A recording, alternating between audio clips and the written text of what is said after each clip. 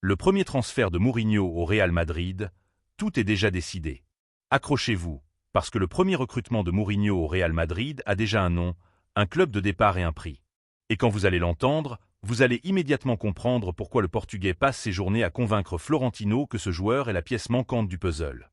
Depuis le jour où Mourinho a posé ses valises au Bernabéu, depuis sa toute première réunion avec la direction, il y avait un poste sur lequel il ne voulait faire aucun compromis. Un poste que le Madrid n'a pas correctement occupé depuis des années.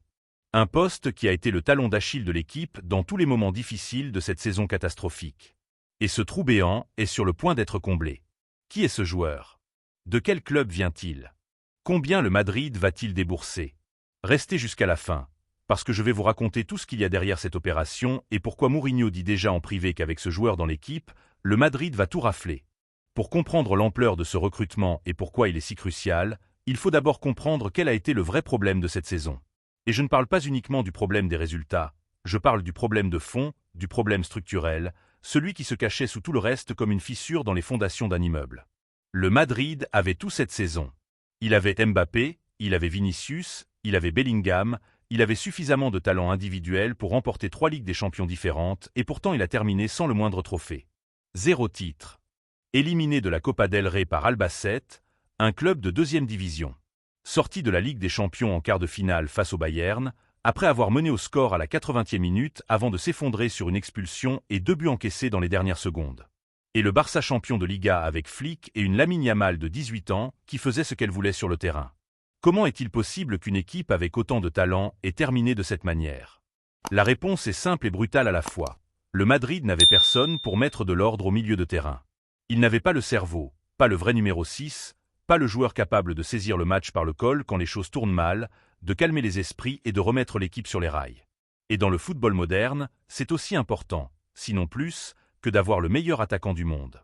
À quoi bon avoir Mbappé en pointe si l'équipe ne sait pas comment lui amener le ballon dans de bonnes conditions? À quoi bon avoir Vinicius qui dribble tout le monde sur son côté si chaque perte de balle se transforme en chaos total? Il faut cette figure au milieu. Le Madrid ne l'avait pas. Et Mourinho l'a su dès le premier instant. La première chose que le Portugais a faite en signant, c'est d'aller voir Florentino avec une liste de noms, des milieux de terrain, des pivots, des joueurs capables d'être le patron de l'entrejeu. Et dans cette liste, il y avait plusieurs profils qui ont fait beaucoup de bruit. Des noms que le monde madridiste a débattus sur les réseaux sociaux, dans les cafés, dans les groupes WhatsApp, en se demandant lequel allait être l'élu. Je vais vous parler de tous ces noms parce qu'ils font partie du chemin qui a mené jusqu'à ce premier recrutement de l'ère Mourinho. Parce que ce chemin n'a pas été rectiligne. Il y a eu des détours, des complications, des moments où l'opération semblait impossible. Et le nom qui a finalement émergé n'est pas celui que tout le monde attendait au départ, même si quand on y réfléchit bien, ça a tout son sens.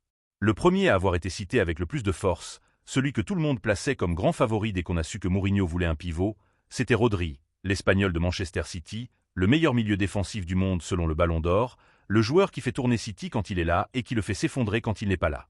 La logique était imparable. Si le Madrid veut le meilleur pivot disponible sur le marché, c'est Rodri. Un point c'est tout.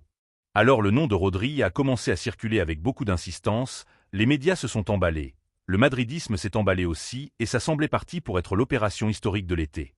Mais les problèmes sont arrivés. Et le premier, le plus gros, a un nom qui se compte en millions. Manchester City ne veut pas vendre Rodri. Pas à n'importe quel prix raisonnable.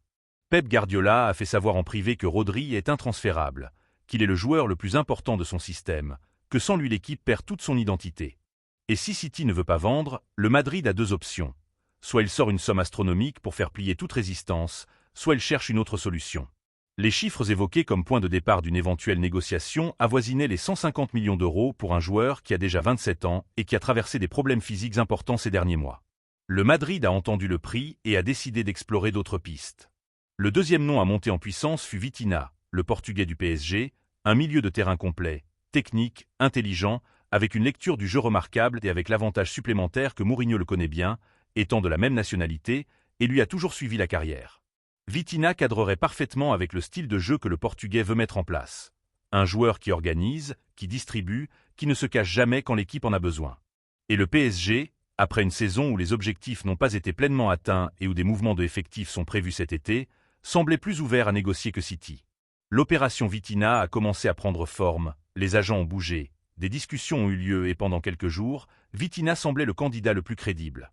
Mais c'est là qu'est apparu le troisième nom, celui que personne n'attendait dans l'équation avec autant de poids, celui qui a complètement chamboulé le cours des négociations et qui est finalement devenu le grand favori pour être la première.